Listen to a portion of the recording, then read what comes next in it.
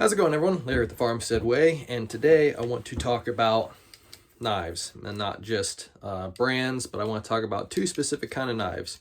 You've got folders, which this is a multi-tool but it has a folder on it, and fixed blades. Now, a lot of people like one or the other, but I want to talk to you about why I like to carry both and why I think if you are allowed to, you should carry both. So let's talk about what I got. So you guys have seen these before.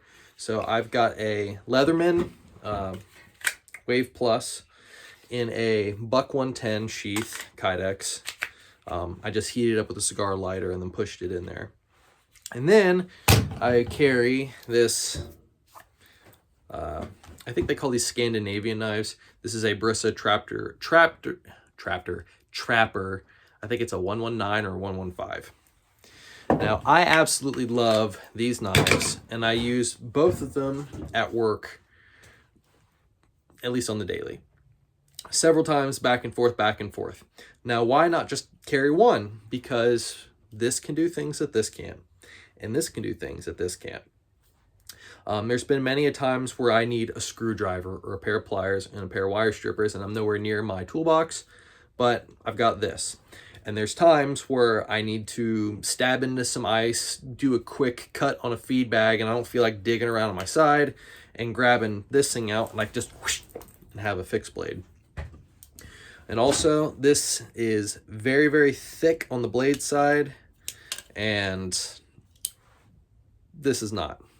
So when it comes to certain prying jobs, which you're really not supposed to use knives for, that's what pry bars are for, which I'm sure we've all used our knives to pry things. I'd rather have the thick fixed blade versus the multi-tool. Now, I kind of got inspired by this watching the Jurassic World movies with Chris Pratt, and like I said, I know it's a movie, but he carries a fixed blade scout carry and he carries a multi-tool. And I thought that was really cool that you could have two specific things that play in two specific roles.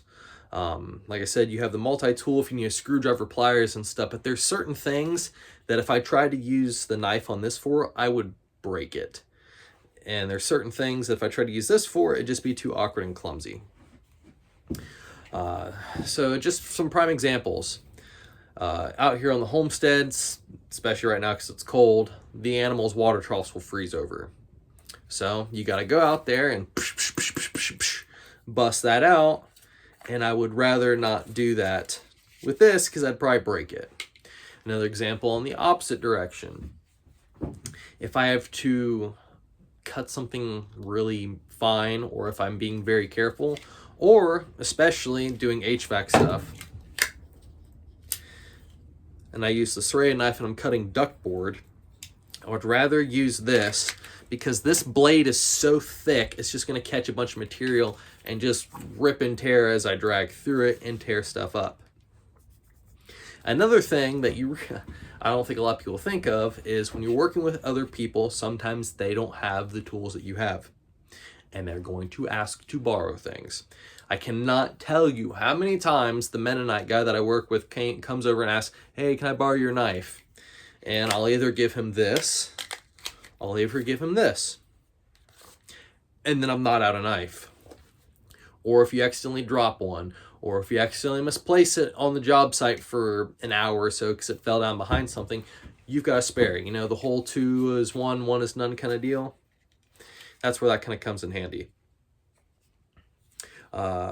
This knife was given to me by one of my buddies over in the UK, and this one was given to me by a guy that I do a lot of factory work with. We were getting ready to do a big job.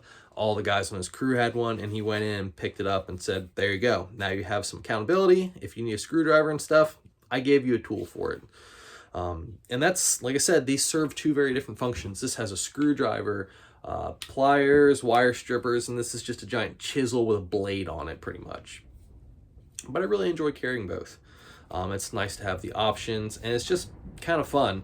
You build up your tools, you build up your arsenal. Like, you've probably seen my EDC stuff before, and you kind of make it personal.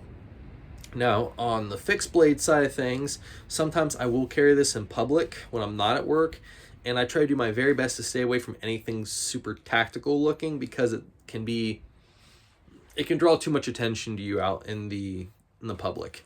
Like, as you can tell, this is like orange, and that is black electrical tape around there to keep the strap in place. This does not look like an assassin's dagger.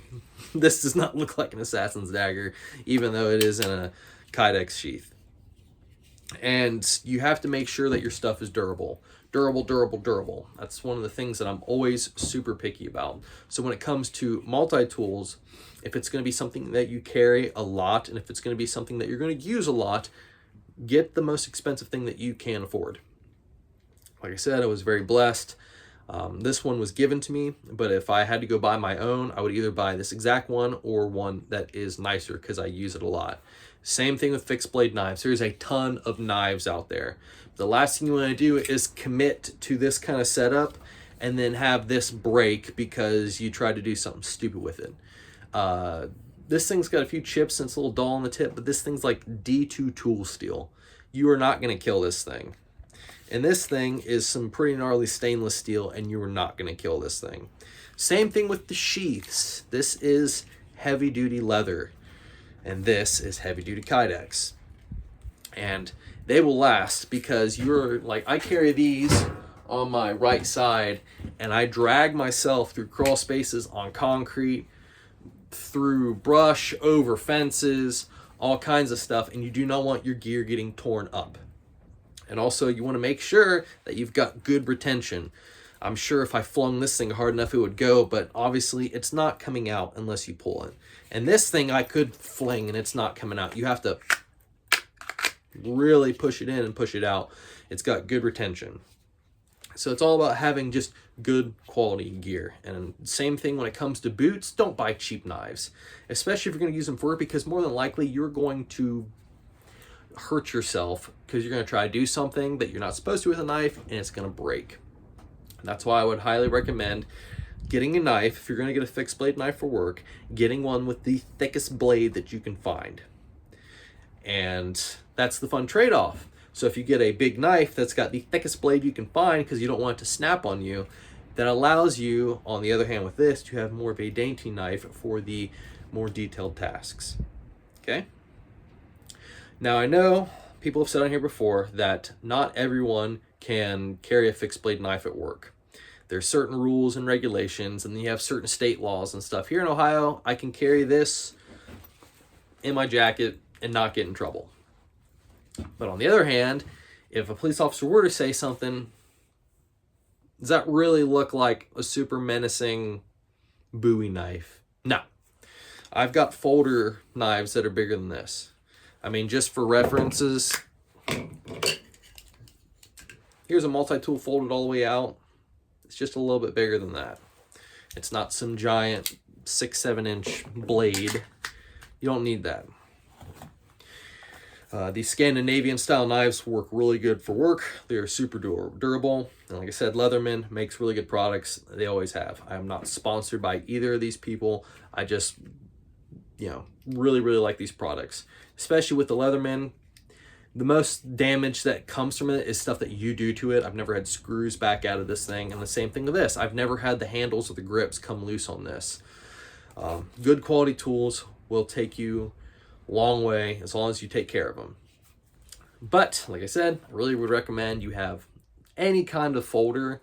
But to be fair, if you're going to be carrying one of these, I would recommend going with a multi-tool.